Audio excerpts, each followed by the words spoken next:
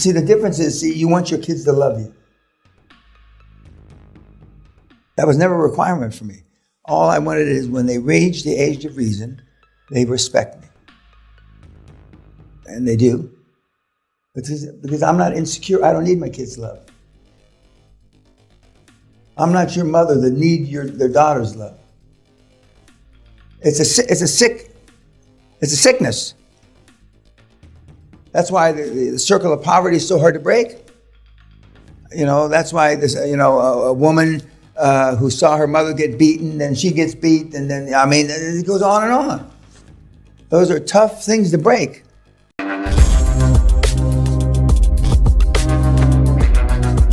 Say, unless you empty out your cup, guys and gals, I can't fill it, even with horse shit. And so you've got to cut loose and say, in one way or another, whatever makes you feel best. I've been pissing my life away. Vis-a-vis creating generational wealth. You may be a great father, a great daughter, but who gives a fuck? Money's not everything, but it's the only thing anybody keeps track of. And so even the churches keep track of it better than regular people. But why is that? And if prayer worked and religion worked, the 3/4 of the world that is destitute, they're getting shorted. They're getting the short end of the stick, and they're doing something wrong. But this works we got guys doing it in Kenya, Ethiopia, Nigeria. Harder. But it's supposed to be impossible in South Africa. Because of corruption. That's not what I can tell you. And it's harder there. But if you're 24/7, 365, nothing's hard. And but some of the things that some of the people have alluded to, they want to try to be a better parent. See, when you cut all the way, you could see how much more an advantage I had. For 10 years, I was nothing but a deal junkie motherfucker. I was the slam bam, thank you ma'am, as fast as I get my dick in and out. Transactions. So I made it up in volume. And it's the truth. It's the truth. But as I've told you before, my kids have to make an appointment to talk to me. They call Kim, or if Kat unfortunately picks up the phone, to make an appointment to talk to me. That's the way they were raised, and it turned out. I don't know how well they think it turned out. I don't really give a fuck how they think. See, the difference is, you want your kids to love you. That was never a requirement for me. All I wanted is when they reach the age of reason, they respect me. And they do. Because I'm not insecure. I don't need my kids' love. I'm not your mother that need their daughter's love. It's a sickness. That's why the circle of poverty is so hard to break. That's why a woman who saw her mother get beaten, then she gets beat, and then, it goes on and on. Those are tough things to break. So as William Douglas said, the famous black orator during the Abraham Lincoln times, it's easier to grow strong men than try to fix broken men. And it is. And indirectly or directly, everybody in this room is there because of their parents.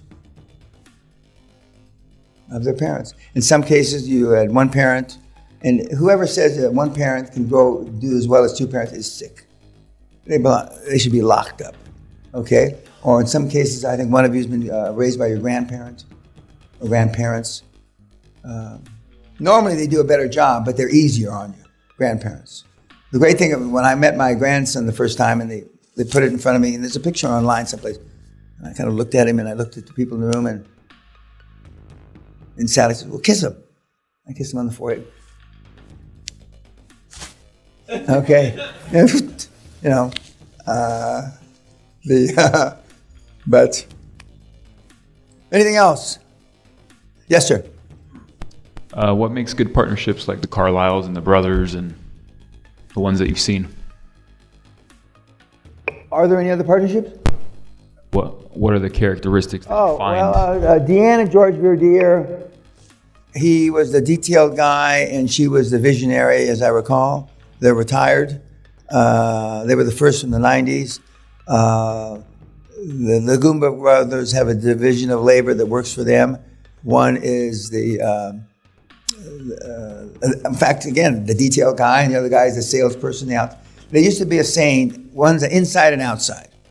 Inside and outside, and that's pretty much still the same. The Leanne and Graham, he's outside, she's inside. Let's see, is there anybody else up there? No. John, who? Oh, God, forgive me, yeah. But she is not in the partnership. She supports her husband. Okay, so they're not in the business, but she's Ms. Glamour, the Chinese assassin, and he's the guy that's the worker bee. The Bricks, I believe, is inside, outside, him outside, her inside, and that's it. And we've had at least 50, 60, 70% of those people in there are divorced from their partner that they had when they started QLA and today. Most have not recoupled up because they realize the baggage that any other partner would bring. Because unfortunately, you are not just responsible for your fucking baggage. You're responsible for your mate's baggage to the extent that you involve them. We've got a few guys that have been able to stay with the same marriage, but their wives know nothing about the business. You know how in the movies you say when the guy comes home and he's taking his coat off, "I'm home, honey," and she says, "How was your day?" That's all horse shit. That's only in the movies.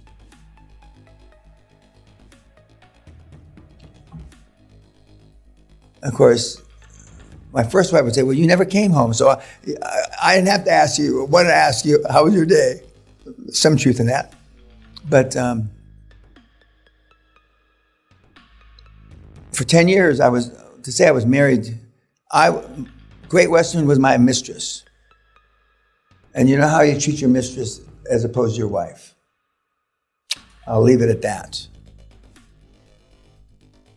But she was my mistress. Let's see, the guys are smiling. And you know what I mean? And if you're from the Philippines or any of the Asians, if you don't have at least 2 or 3 mistresses, it's because you don't have a dick.